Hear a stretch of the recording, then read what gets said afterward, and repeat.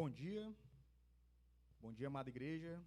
É com muita alegria que estamos aqui para cultuar nosso bom Deus, nosso bom Salvador, nesta manhã de domingo.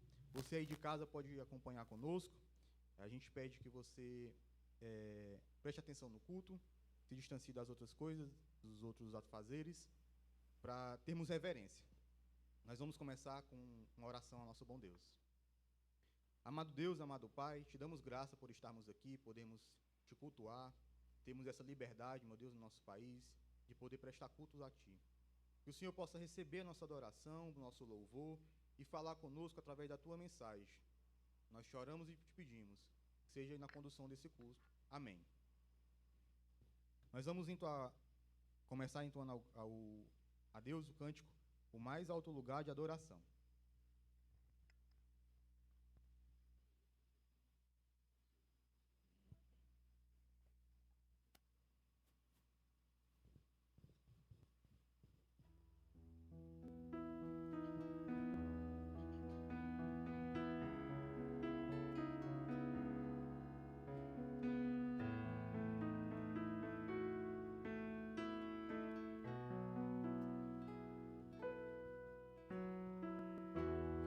Mais bela canção que existe, os versos mais bonitos não irão expressar a beleza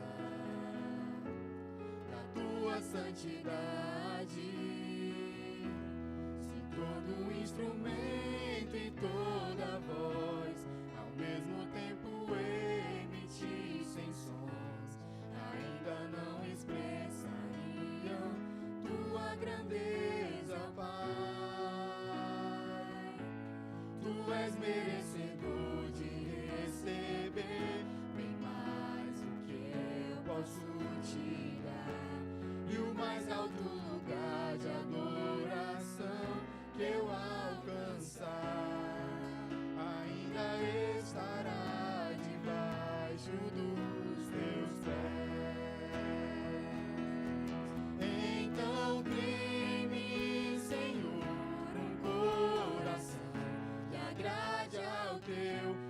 Seja como uma criança te louvar, que o fruto dos meus lábios seja agradável a ti, Senhor, e recebido como perfeito louvor.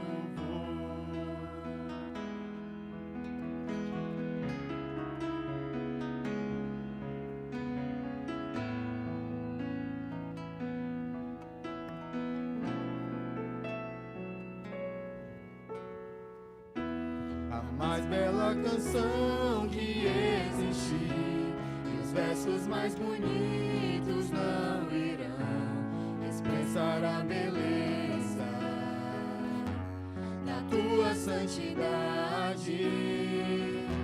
Se todo instrumento e toda voz ao mesmo tempo emitissem sons, ainda não expressariam tua grandeza, Pai. Tu és merecedor de receber bem mais do que eu posso te dar, e o mais alto lugar de adoração que eu alcançar ainda estará debaixo dos teus pés. Então coração que agrade ao teu, que eu seja como uma criança te louvar, que o fruto dos meus lábios seja agradável a ti, Senhor,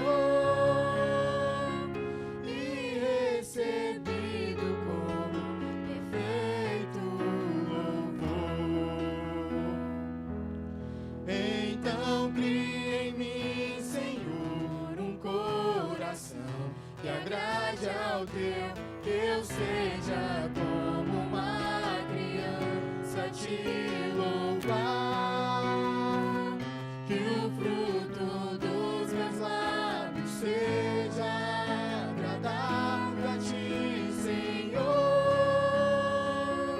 e recebido como perfeito louvor.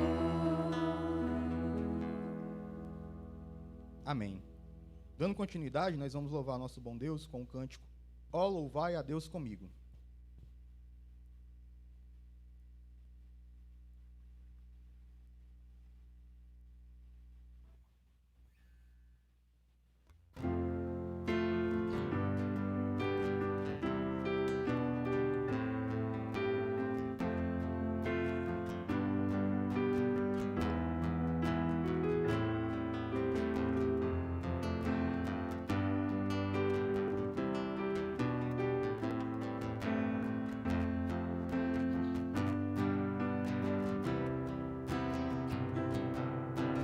Oh, louvai a Deus comigo, pois seu braço amigo me acolheu, e das trevas o castigo, pra viver consigo me escolheu. Oh, louvai a Deus comigo, pois seu braço amigo me acolheu, e das trevas o castigo, pra viver consigo me escolheu. Eu era culpado e meu pecado ele apagou, minha triste sorte, a minha morte ele provou, e por isso eu declaro em claro e alto som: ó, provai e vede que ele é bom. Ó, louvai a Deus comigo, pois seu braço amigo me acolheu, e das trevas o castigo, pra viver consigo me escolheu. Eu era culpado e meu pecado ele apagou, minha triste sorte, a minha morte ele provou, e por isso eu declaro em claro e alto som: ó, provai e vede que ele é bom. Eu era culpado e o meu pecado ele apagou, minha triste sorte, a minha morte ele provou, e por isso eu declaro em claro e alto som: ó, provai e vede que ele é bom. Ó, provai e vede que ele é bom. Ó, provai e vede que ele é bom. Amém. Nosso Deus é bom. Eu convido a você que está em casa a abrir sua Bíblia em 1 Timóteo, capítulo 2, versículo 5. 1 Timóteo, capítulo 2, versículo 5.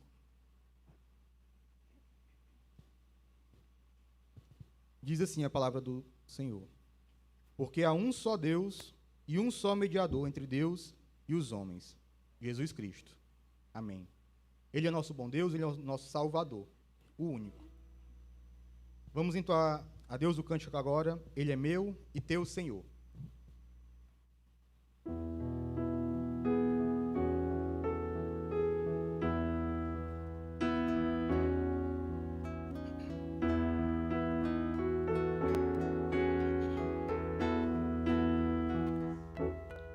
Se os problemas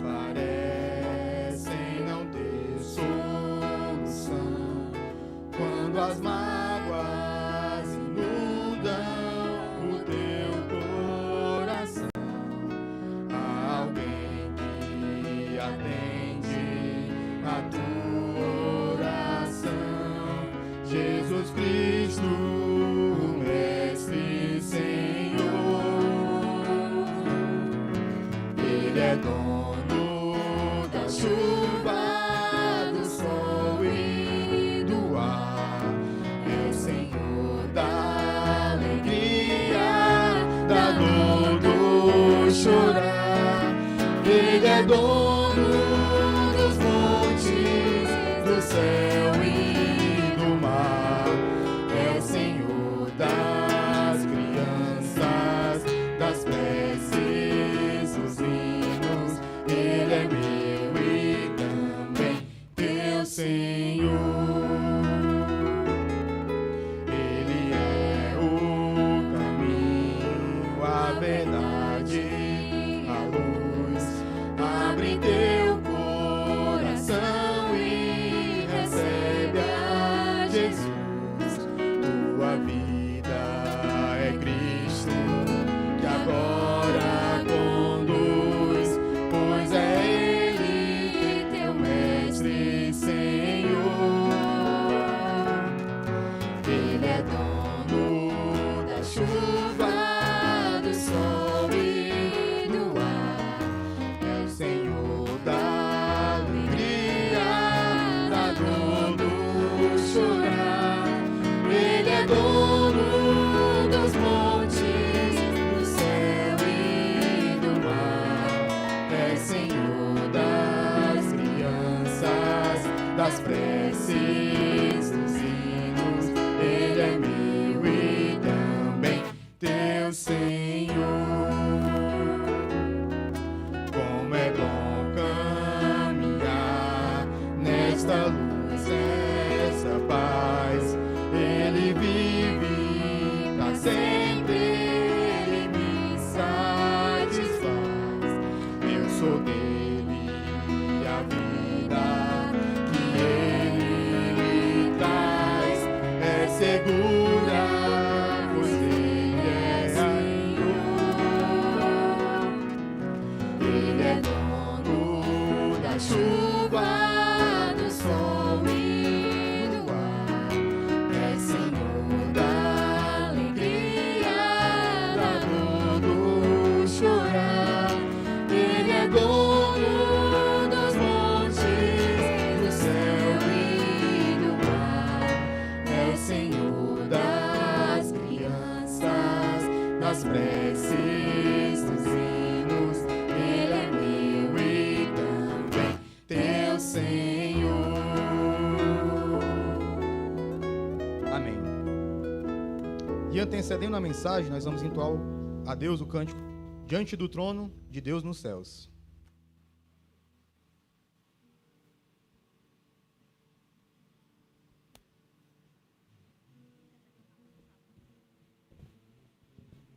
Não tão arrastado.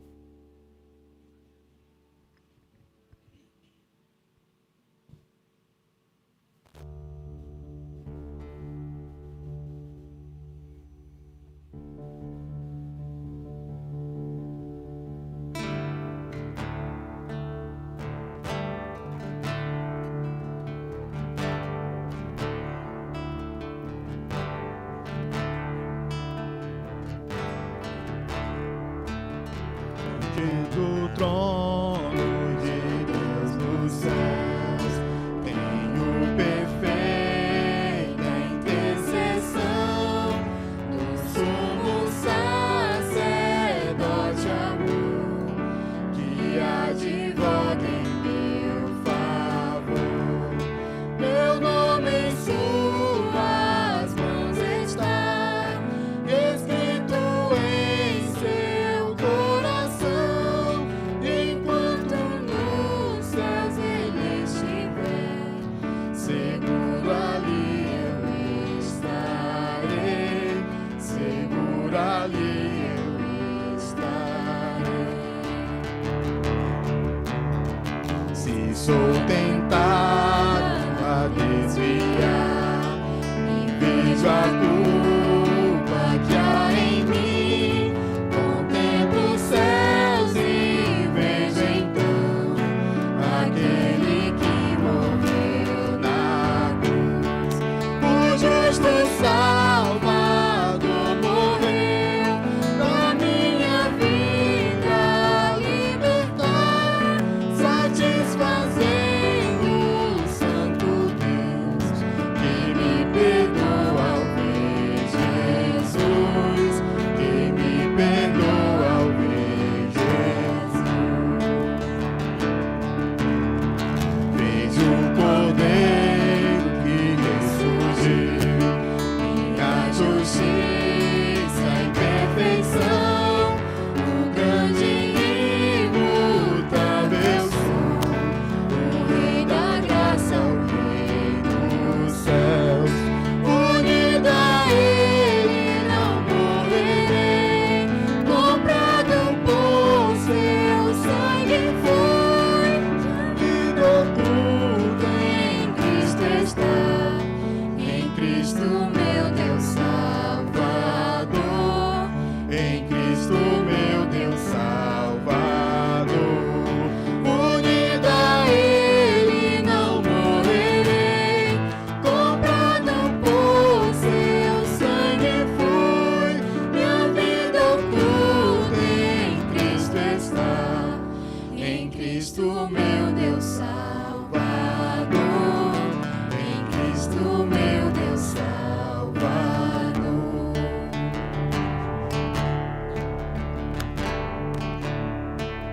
Amém. Pastor Humberto.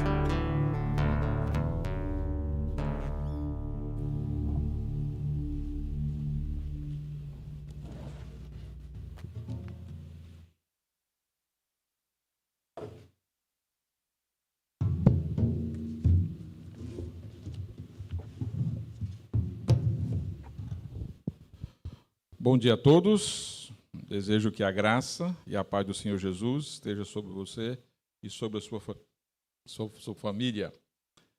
Espero que tenha tido uma boa semana. Temos mais uma oportunidade juntos nesse domingo, apesar de separados pelo distanciamento, podemos lembrar do Senhor e dedicar um tempo pensando nele, falando sobre ele e falando com ele. É uma oportunidade que nós temos de elogiar o nome do Senhor. Nesta manhã eu quero me dirigir a você através do profeta Naum, é um daqueles livros pequenos da Bíblia, próximo ao livro de Abacuque, um livro de apenas 3 capítulos. Livro do profeta Naum, capítulo 1, versículo 1. E hoje de manhã eu quero pensar junto com vocês sobre quando Deus não faz parte da agenda de uma nação.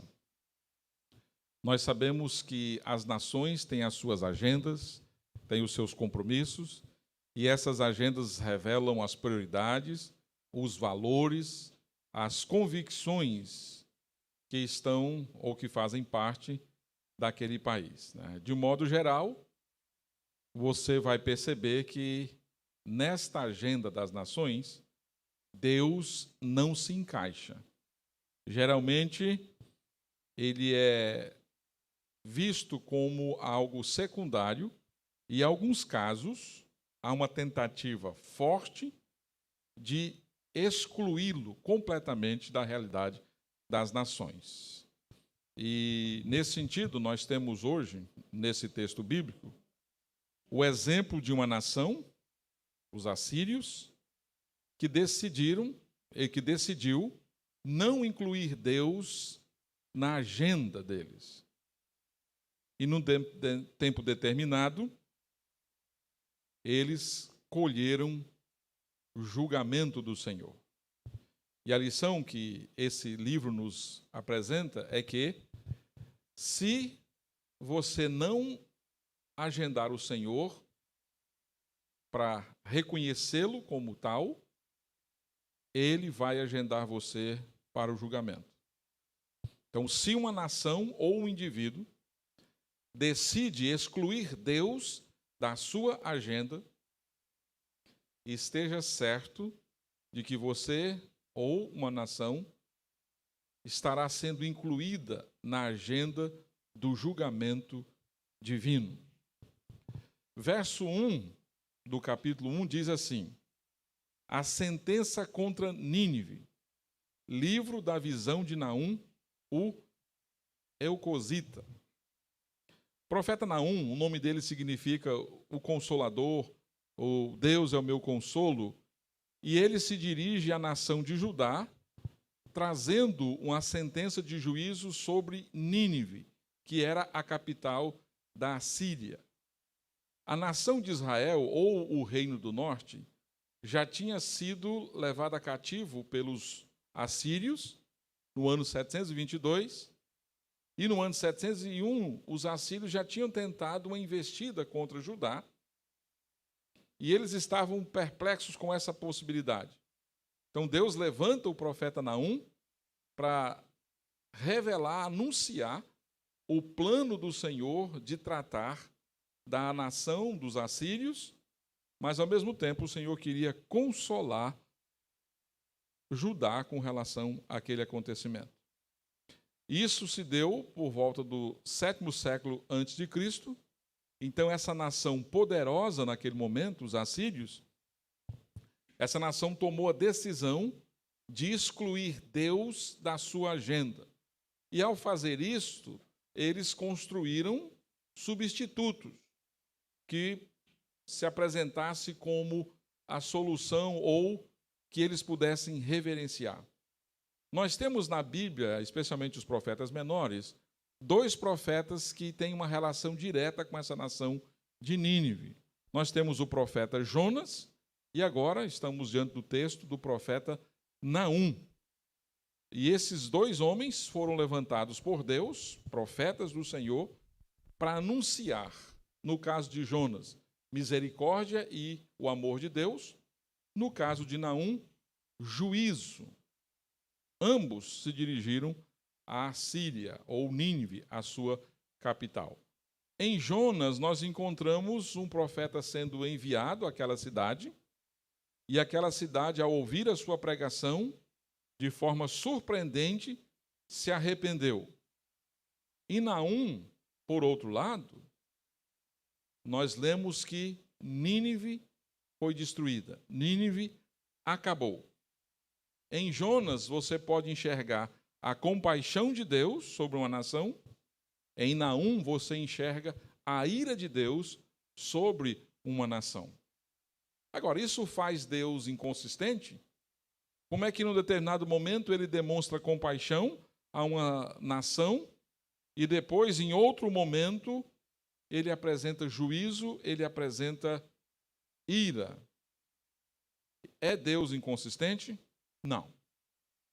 Jonas foi escrito antes do livro de Naum.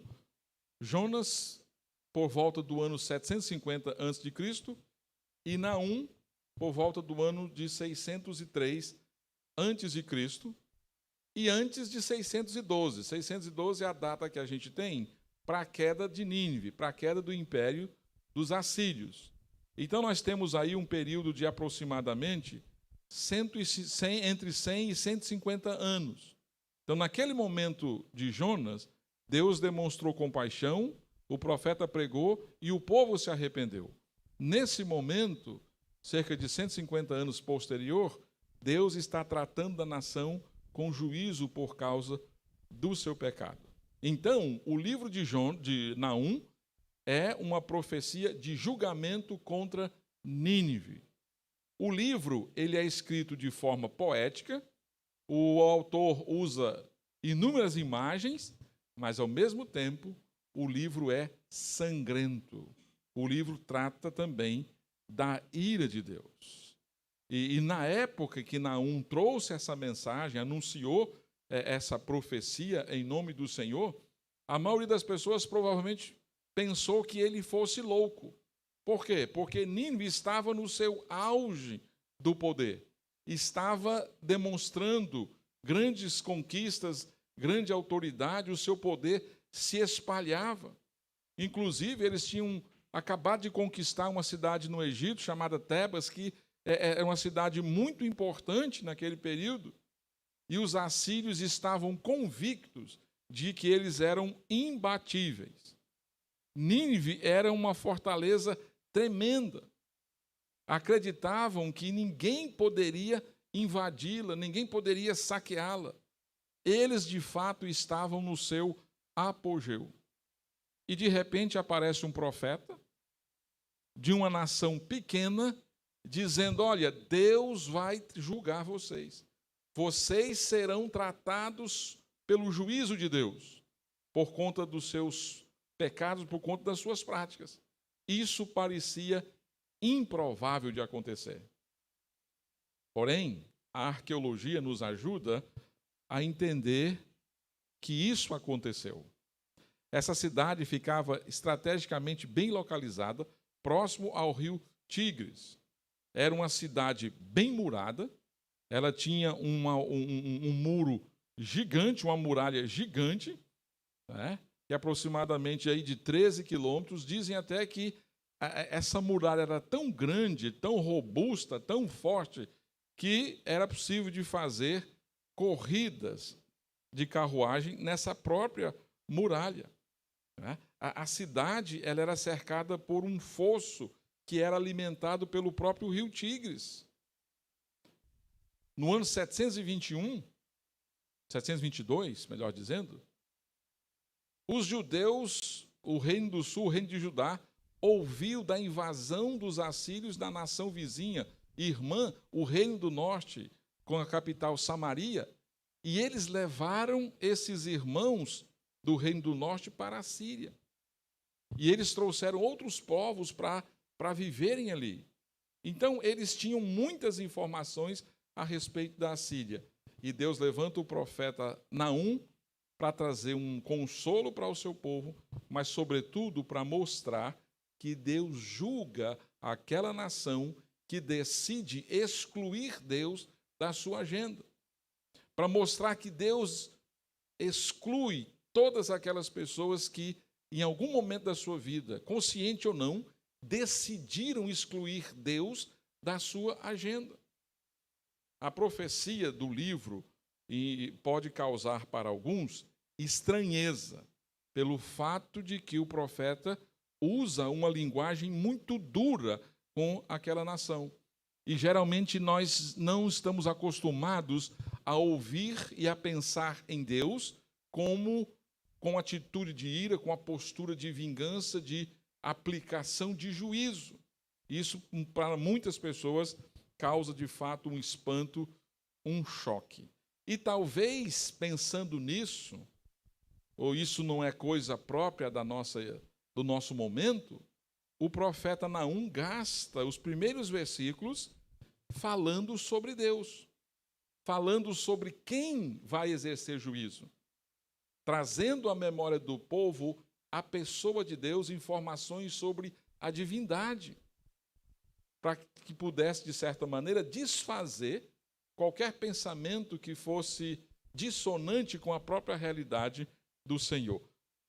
No próprio capítulo 1, versículo 2 e 3, nós lemos: o Senhor é Deus zeloso e vingador. O Senhor é vingador e cheio de ira. O Senhor toma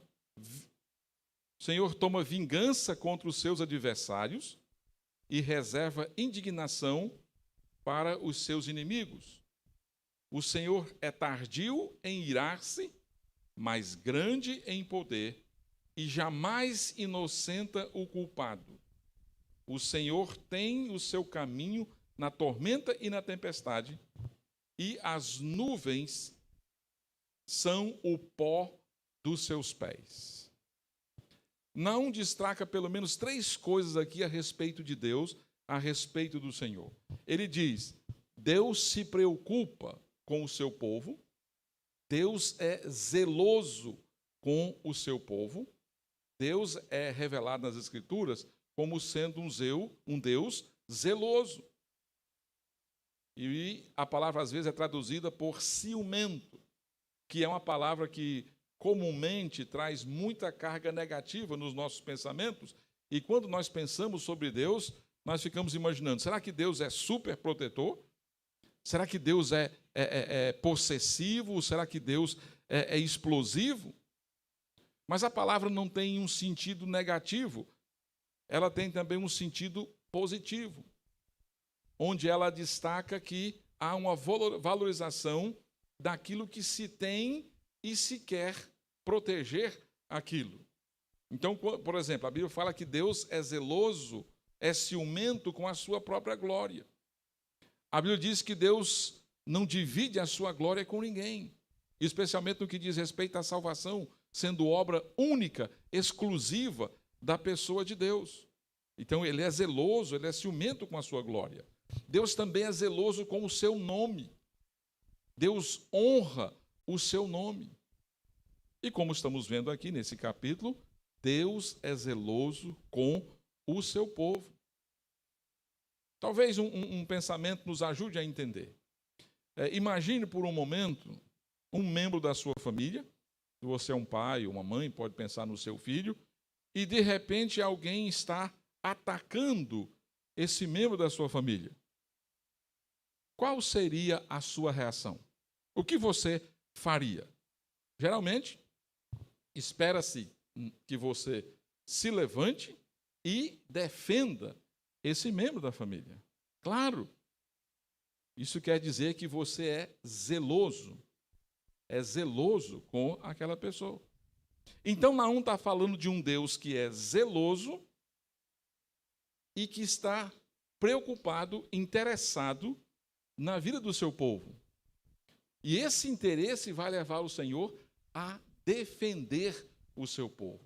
Então, Deus se interessa por aqueles que pertencem a Ele. Mas esse versículo também revela que Deus julga aqueles que se opõem a Ele. Deus, na sua soberania, na sua autoridade, julga aqueles que se opõem a Ele. Então, essa ideia, ela é resultado da ideia anterior, do fato de que Deus é zeloso e Ele vai defender, consequentemente, o seu povo. Para alguns, essa ideia de Deus se opor, de Deus defender, de Deus julgar, de Deus vingar, no sentido de usar o seu poder para defender o seu povo, uma ideia desagradável, porque parece não combinar com a ideia de amor e de misericórdia. Mas a verdade é que misericórdia e juízo não são coisas contraditórias, não são verdades contraditórias. O próprio amor de Deus, decorrente ou expresso no seu zelo pelo seu povo, exige que ele elimine aquelas ameaças, que ele defenda o seu povo. Então, Naum está dizendo, olha, Deus é zeloso para com o seu povo, Deus julga aqueles que se opõem a ele. Mas é bom lembrar que Deus nunca, uma terceira coisa, age de maneira precipitada. Lemos aqui no versículo 3, o Senhor é tardio em irar-se. Deus não se precipita. Agora, quando nós falamos de alguém com ciúmes, com zelo, né, ou cheio de ira por vingança, nós pensamos em alguém que age de maneira impulsiva, de maneira impensada, precipitada. E isso não diz respeito a Deus. Deus não é uma pessoa que está fora de controle. Não é alguém que não tem poder sobre as suas emoções. Deus é tardio em irar-se. Ou seja, Deus demora a agir em ira. O Senhor é paciente. Deus dá sempre às pessoas oportunidade para que se arrependam. A própria experiência de Nínive, por intermédio do profeta Jonas, mostra muito bem isso. Deus foi misericordioso com aquela nação. Diz o texto de Jonas que a malícia, o pecado do povo subiu até o Senhor. Estava na hora do cálice da ira do Senhor ser derramada. Mas o ato de amor e misericórdia do Senhor foi enviar um profeta para dar a oportunidade de arrependimento. E diante do arrependimento do povo, o Senhor segurou o seu castigo. O Senhor é tardio, o Senhor exerce paciência. Deus sempre dá às pessoas oportunidade para se arrepender. Deus deseja estender a sua misericórdia às nações, às pessoas, e isso jamais é sinal de fraqueza da parte de Deus. Então, nesse primeiro momento, Naum se preocupa em apresentar Deus, para que as pessoas não tenham um pensamento equivocado a respeito da pessoa e dos atos do Senhor, especialmente aquilo que ele vai anunciar, juízo. E sempre é bom você ler Jonas e Naum, talvez numa sequência só, para você fazer algumas ligações. Não é?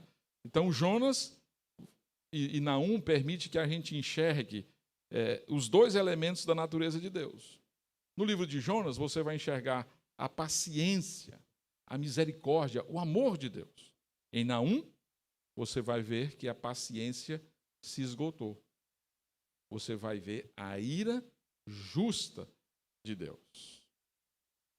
E dentro dessa mensagem de Naum, eu quero apresentar 2 pontos que são essenciais.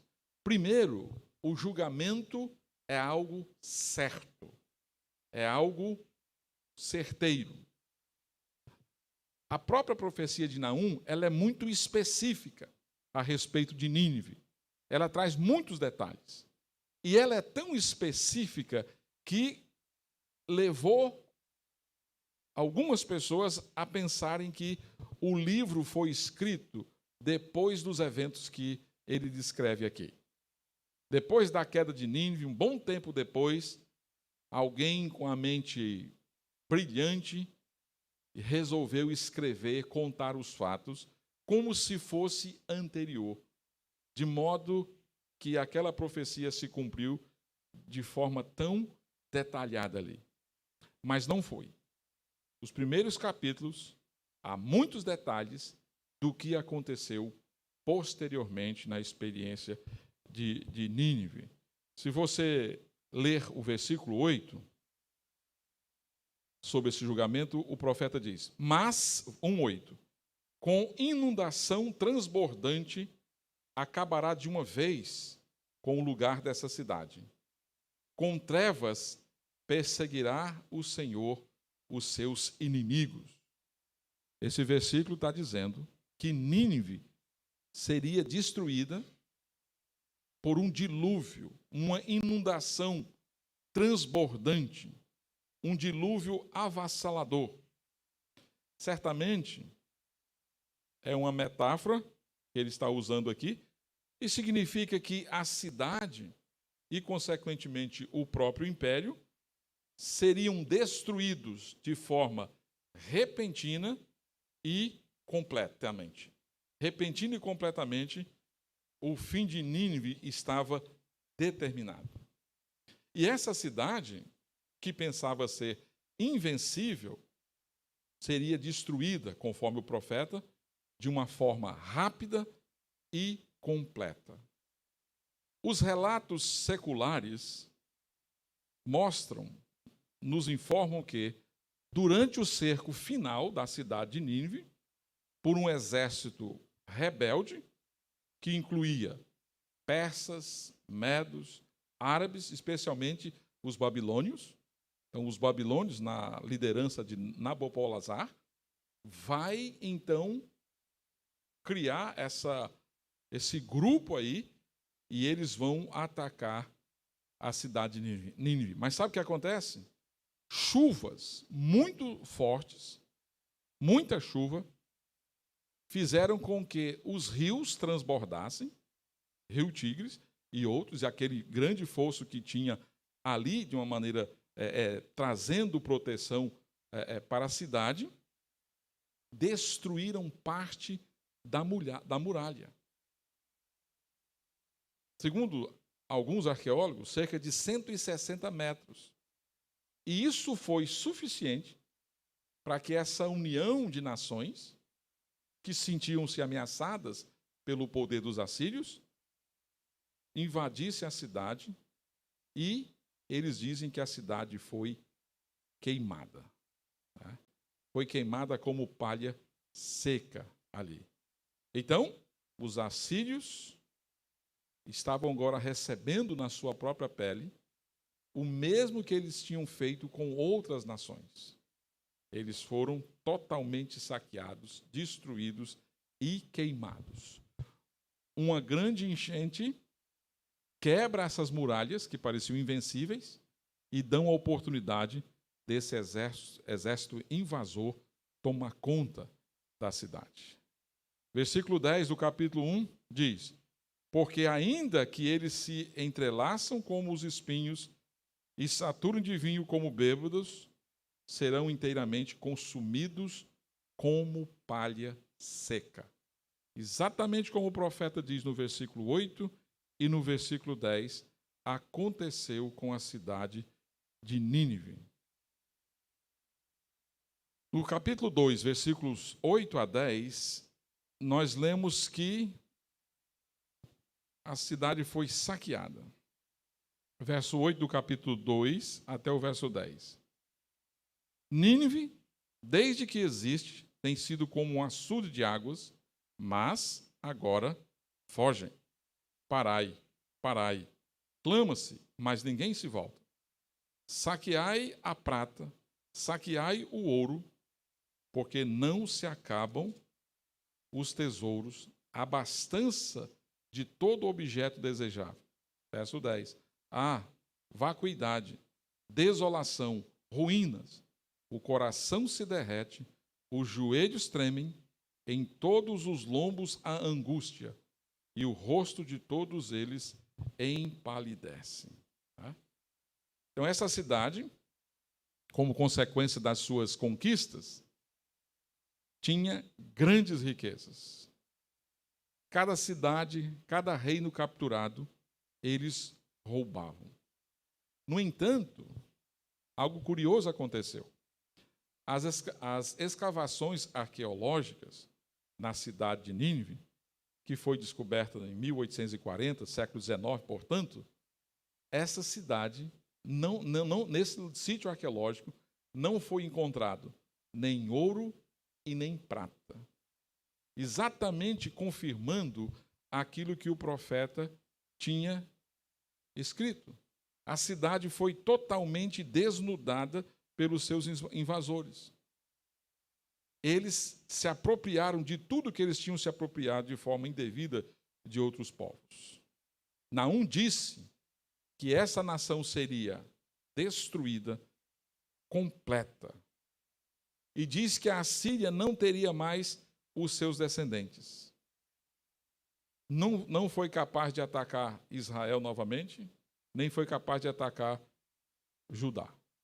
Então, para aquelas pessoas que ouviram essa mensagem no primeiro momento, isso parecia absurdo, porque falava-se da nação mais poderosa, a nação que estava acima de todas as nações.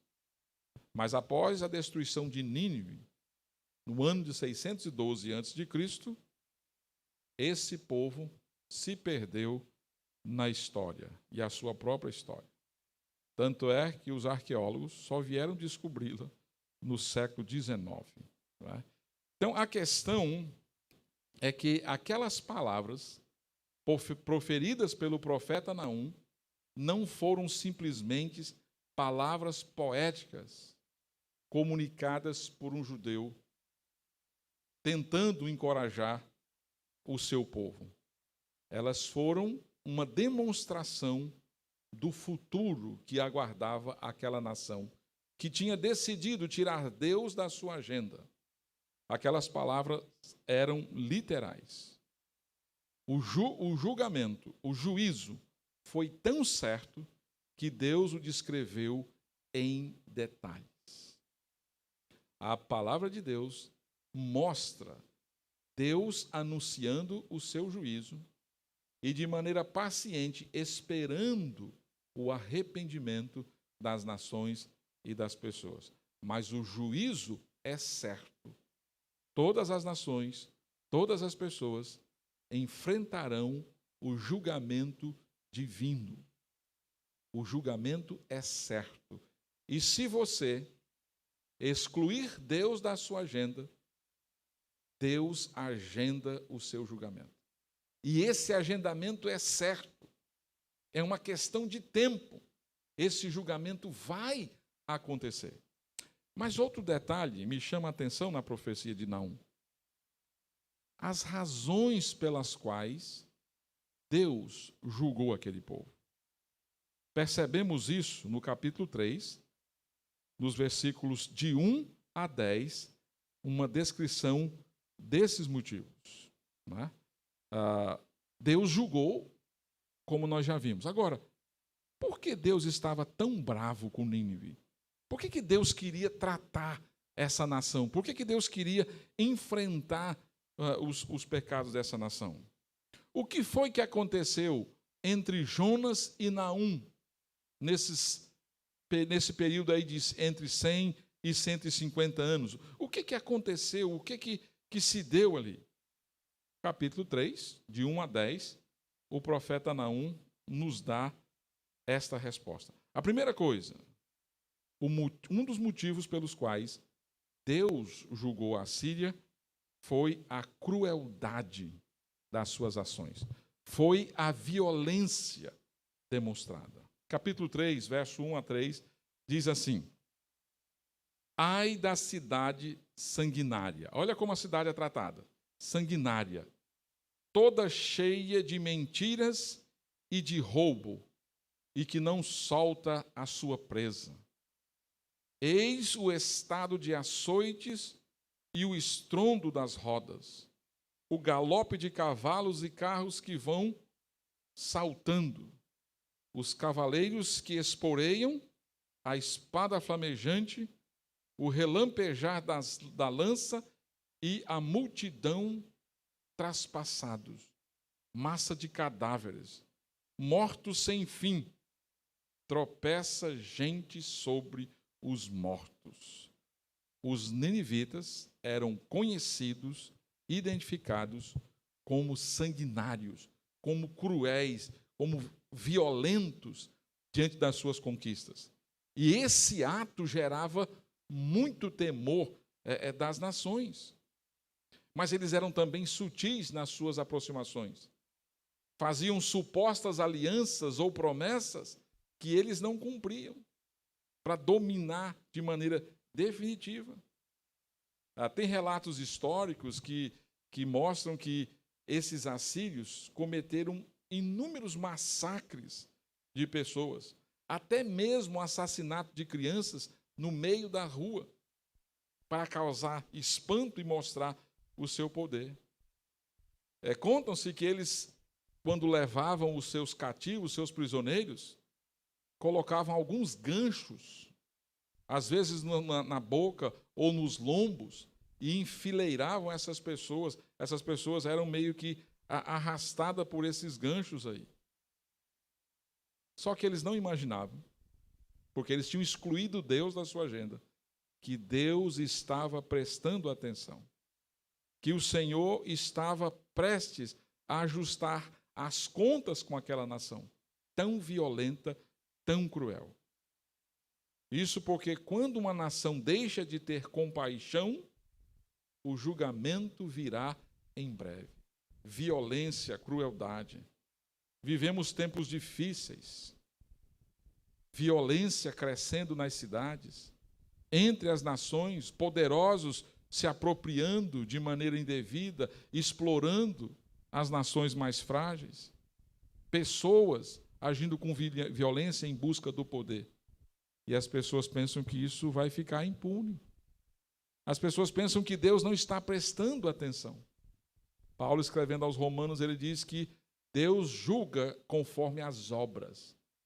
Vai haver um ajuste de contas, porque espera-se quem tem Deus na sua agenda como prioridade, não haja com crueldade, com violência como esse povo. A violência causa nojo no Senhor. Faz com que ele se prepare para ajustar as contas. Não se engane os violentos deste mundo, que terão simplesmente que enfrentar os desafios dessa vida, mas eles vão ter que enfrentar o trono do Altíssimo. Eles vão ter que ouvir a sentença por causa da sua violência. Um outro motivo que levou o Senhor a julgar a Assíria dessa maneira foi a idolatria. Versículo 4 do capítulo 3. Tudo isso por causa da grande prostituição da bela e encantadora meretriz, da mestra de feitiçarias, que vendia os povos com a sua prostituição e as gentes com as suas feitiçarias. Essa linguagem usada como prostituição, ela se refere à adoração a Deus, à traição, quando a pessoa substitui o Deus criador e sustentador do universo por um outro Deus cuja criação é dele próprio, é chamado de prostituição, assim como é também a relação moral. E eles eram corruptos, não é? Eles usavam de todos os meios imorais para alcançar os seus benefícios. E eles se curvavam, à verdade, aquilo que era bom para eles, aquilo que trazia algum lucro, aquilo que trazia vantagens para eles. E não importava, nesse caso, os meios. Adoravam as suas festas, se deliciavam com elas. E eles se curvavam diante de uma deusa chamada Ishtar. E essa deusa, ela era tida como a deusa da fertilidade, da paixão, da sexualidade e também da guerra. Era adorada pelos assírios, pelos ninivitas. E essa idolatria era conhecida, era vista. Não é? Eles se envolveram também com vários tipos de feitiçarias. Exploravam essa questão do misticismo, usavam desse poder para exercer a sua influência, a sua autoridade. Os feiticeiros buscavam as suas orientações por meio dos seus encantamentos e das suas práticas, amuletos e tantas outras coisas mais. Comunicação com os mortos. E Deus está dizendo, olha, uma vez que você me excluiu, está na hora de acertarmos as contas. Deus nos fez para adorá-lo. A Bíblia diz que só há um único Deus, o Criador e sustentador do universo, o Deus Todo-Poderoso, Deus pessoal, autoexistente, sem necessidade do homem, não criado pelo homem. E as pessoas ainda continuam buscando as suas idolatrias, o poder, a sensualidade, o prazer, a riqueza, construindo os seus ídolos e esquecendo e tirando Deus completamente da sua agenda, achando que Deus não vai pedir contas por isso. Deus criou você para adorá-lo, para glorificá-lo, e você vai glorificá-lo, quer seja por meio de Jesus, o Salvador, ou por meio do juízo, por meio do julgamento, onde Deus vai expressar a sua justiça. Deus demora a se enfurecer, mas não vai tolerar isso para sempre. Deus não vai tolerar a idolatria para sempre. Versículos 8 a 10 tem outro motivo. Qual é? A arrogância dessa nação. Verso 8. És tu melhor do que No-Amon, que estava situada entre o Nilo e seus canais, cercada de águas, tendo por baluartes o mar, e ainda o mar por muralha? Etiópia e Egito eram sua força, e esta sem limite. Pute e Líbia o seu socorro. Todavia, ela foi levada ao exílio, foi para o cativeiro. Também os seus filhos foram despedaçados nas esquinas de todas as ruas. Sobre os seus nobres lançaram sortes, e todos os seus grandes foram presos com grilhões.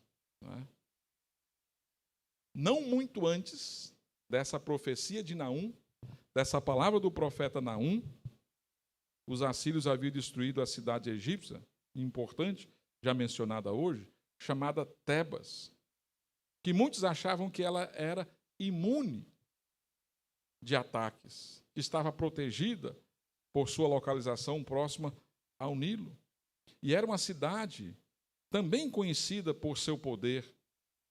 Mas depois que os assírios conquistaram essa cidade, os assírios entenderam e bateram o martelo dizendo: isso nunca vai acontecer conosco.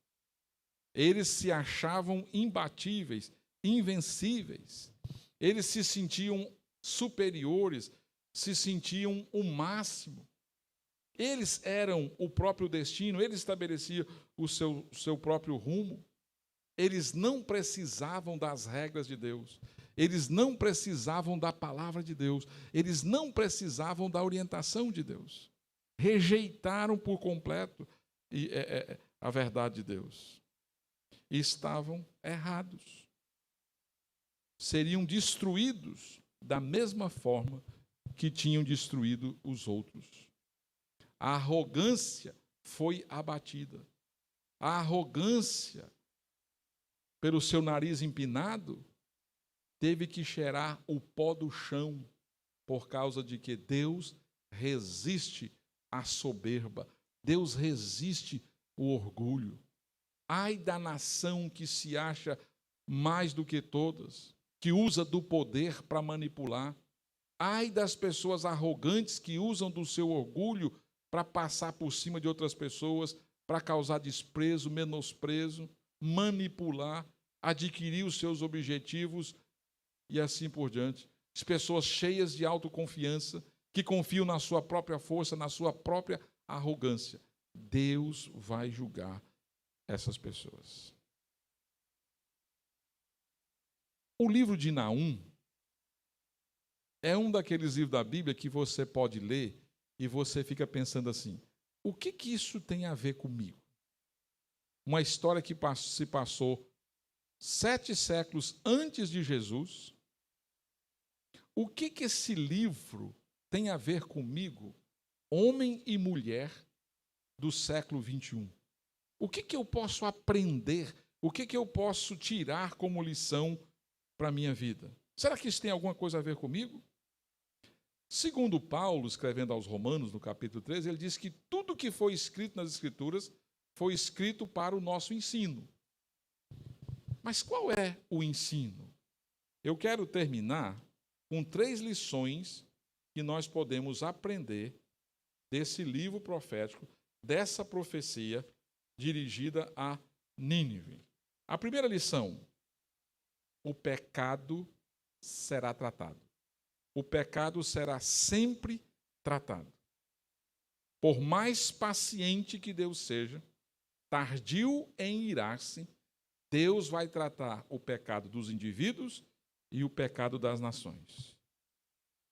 E isso deve nos empurrar para um respeito saudável pela natureza e pelo caráter de Deus, que é, de fato, algo muito bom.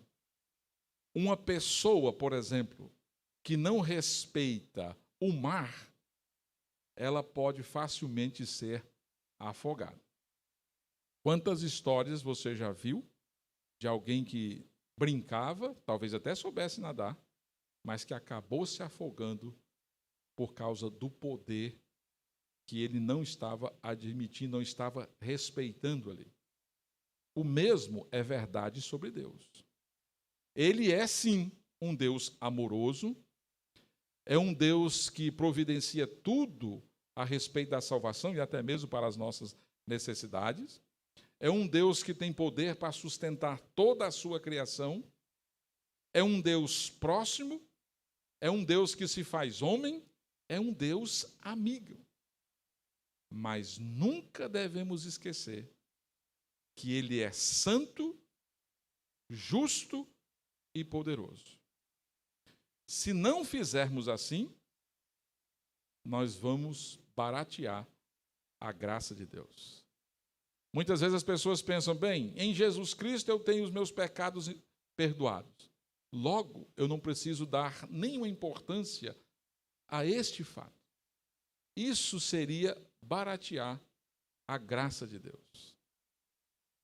Se você vive em desobediência, achando que Deus não vai tratar do seu pecado, você está enganado. Deus trata o pecado. O pecado é coisa tão séria para a justiça de Deus, que para ele tratar do pecado da humanidade, Deus teve que se tornar homem e receber no próprio corpo, Jesus, a ira justa de Deus por causa do pecado. A cruz, ela tem um lado que mostra a graça, a misericórdia, o amor de Deus. Mas, outro lado, ela mostra a justiça, ela mostra a ira de Deus punindo o pecado na pessoa de Jesus. Quando Jesus disse na cruz, Deus meu, por que me desamparaste? A Trindade, a eterna essência divina, em 3 pessoas, por algum momento se separa ou vira as costas, no mínimo, o pai para o filho, porque o filho estava recebendo no seu próprio corpo a ira santa e justa de Deus. Então, pecado é coisa séria. Não se engane, Deus vai ajustar as contas no seu devido tempo. Foi assim com Nínive. Será com as nações que estão excluindo Deus, que estão expulsando Deus das escolas, das famílias, das pessoas, e estão estabelecendo outros deuses. Deus vai ajustar. Deus trata o pecado. Deus tem paciência, mas Ele vai tratar. Nações injustas com as pessoas, corruptas, violentas. Um exemplo disso é a liberação do caso do aborto e outras coisas mais. Tanta violência, tanto pecado, e as pessoas estão expulsando Deus. Não se pode falar Deus nas escolas, não se pode falar de Deus em ambientes públicos. Querem excluir completamente.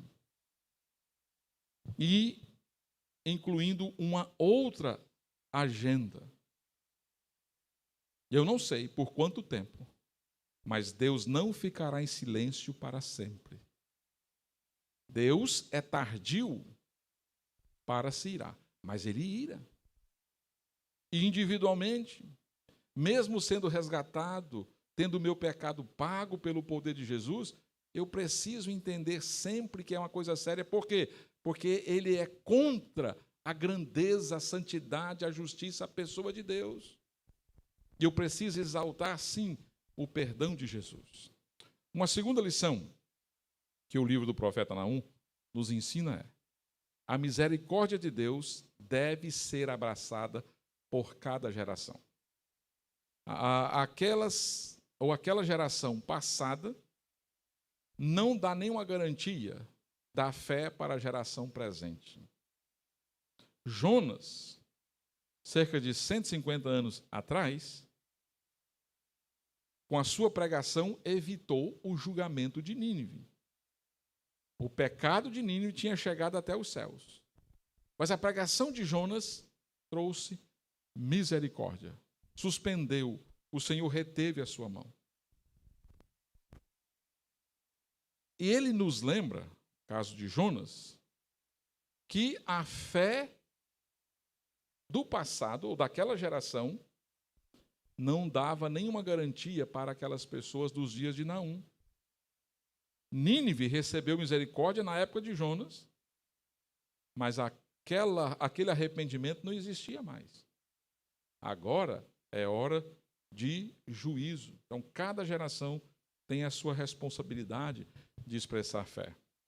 Pensando no contexto de uma igreja evangélica, as pessoas às vezes pensam assim: eu nasci num lar cristão, desde pequeno eu vou à igreja, eu participo das coisas da igreja, eu fui criado na igreja, os meus pais seguem o evangelho, mas sabe, isso não significa nada, a não ser que você abrace individualmente a fé salvadora em Cristo Jesus e desenvolva um relacionamento com Cristo.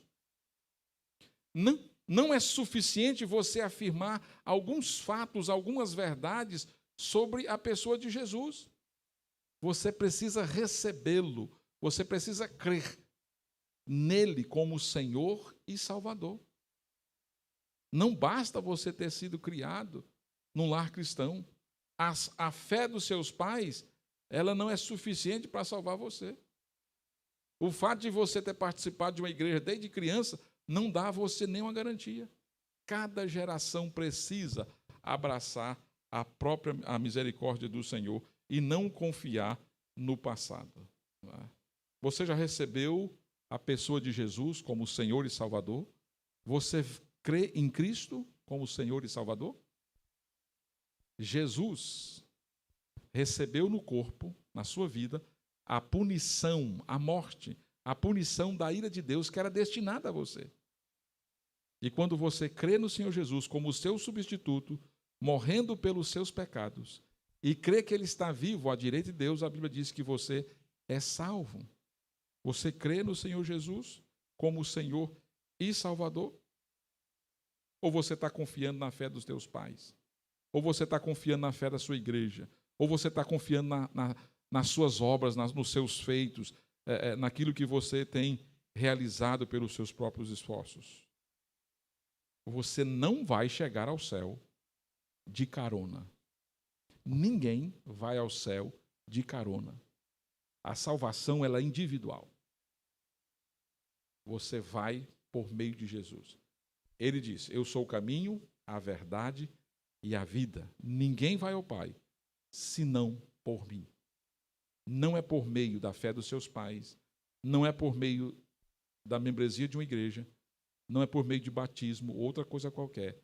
Única e exclusivamente pela pessoa de Jesus. Terceira e última lição do livro de Naum é que ela é uma palavra de encorajamento, é uma palavra de ânimo. Ele, embora seja um livro de juízo, no certo sentido, tem sangue espalhado, é um livro de encorajamento.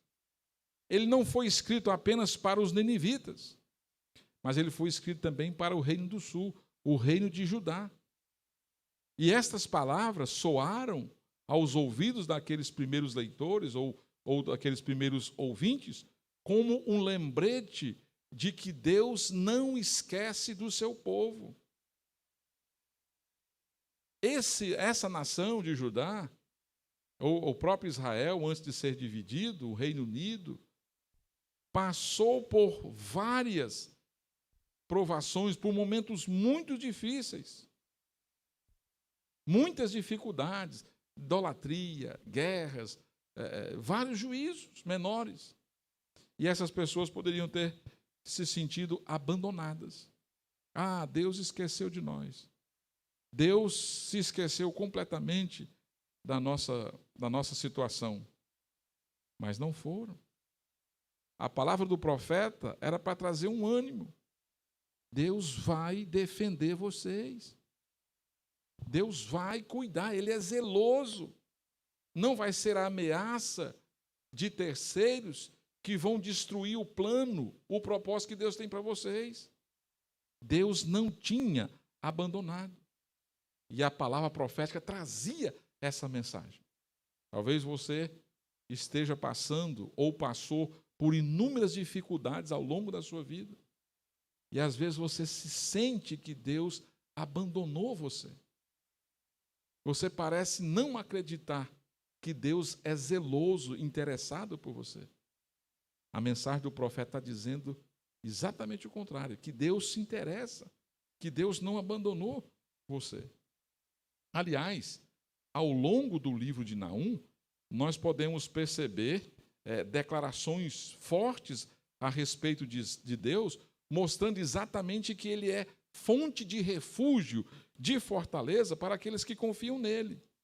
Voltando aqui um pouquinho, versículo 7. O Senhor é bom, é fortaleza no dia da angústia, e conhece os que nele se refugiam. O Senhor é bom, o Senhor é fortaleza. Para o dia da angústia, o Senhor conhece os que nele se refugiam. Deus conhece você. Se você crê no Senhor Jesus, se você tem colocado Deus na sua agenda, Ele te conhece. Ele não te abandona. Versículo 12. Assim diz o Senhor: por mais seguros que estejam e por mais numerosos que sejam, ainda assim serão exterminados e passarão. Eu te afligi, mas não te afligirei mais. Não é? Verso 13. Mas de sobre ti, Judá, quebrarei o jugo deles e romperei os teus laços. Romperei os teus laços. Verso 13. Mas de sobre ti, Judá, quebrarei, ok? Já li o 13, é o 15, na verdade.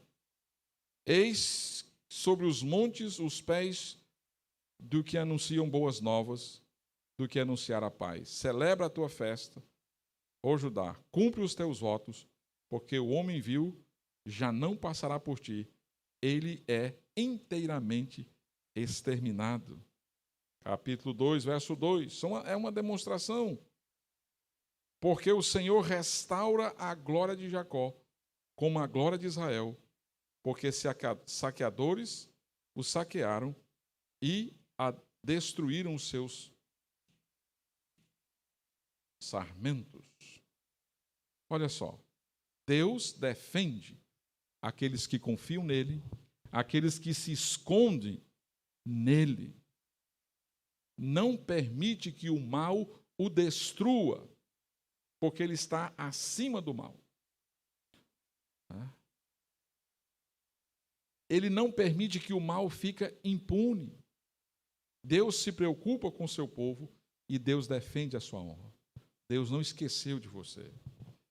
Talvez você se sinta espancado pela vida, ferido, doído por tantas circunstâncias de vida, vivida por você. Mas talvez você tenha se afastado do Senhor. E isso na sua mente até explique por que a sua vida parece que Deus não se interessa por você. Naum está nos lembrando que ainda temos tempo para nos reconciliar com o Senhor. Ainda temos tempo de descobrir sua graça e seu perdão. Eu não sei quanto tempo, mas eu sei que há tempo. Qual é a sua condição? Você está longe do Senhor? Está afastado do Senhor?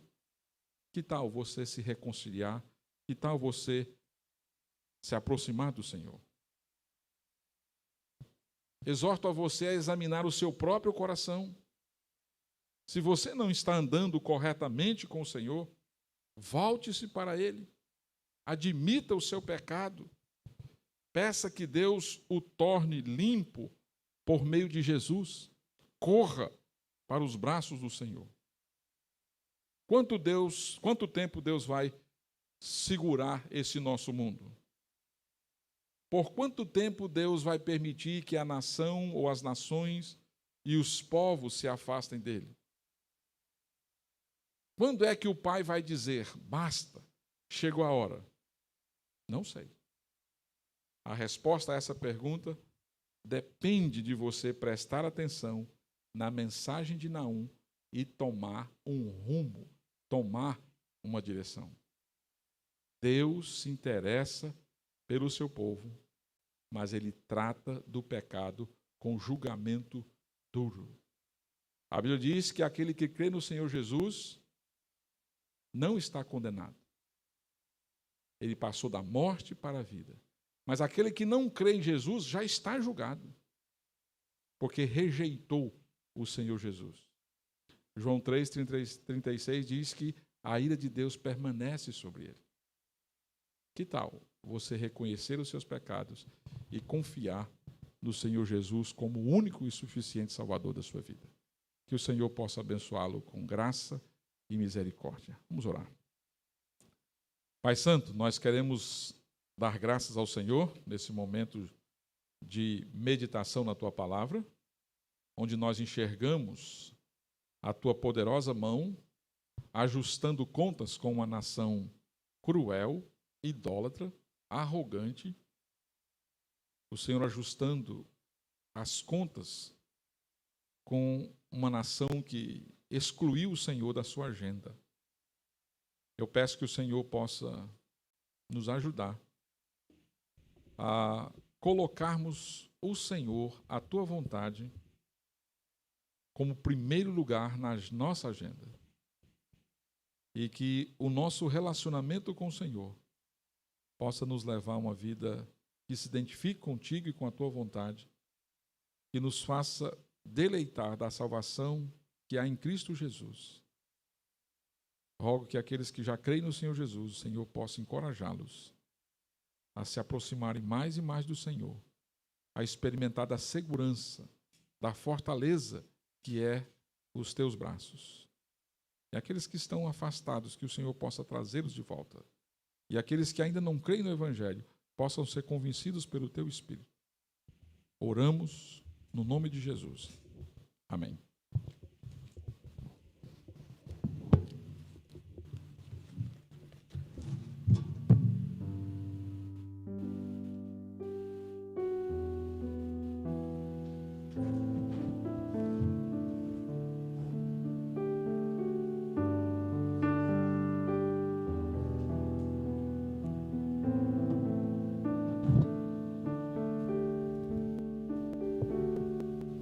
Amém.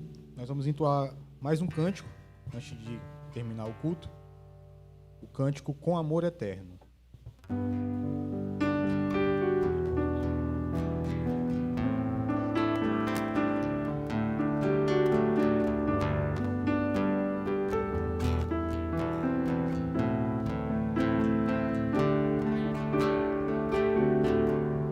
Mesmo que às vezes tenhas que passar por aflições, saibas que eu venci o mundo, e assim como eu te fiz vencedor. Se no vale tu passares, junto a ti eu estarei, e se no deserto andares, tua sombra eu serei. Seja no calor do dia, ou se a noite fria está, não temas, filho meu, minha mão te guardará. Com amor eterno eu te amei, meu poder eterno eu te entreguei, te dei a minha vida. Com benignidade eu te atraí, com meu próprio sangue eu te remi, chamei-te pelo nome, tu és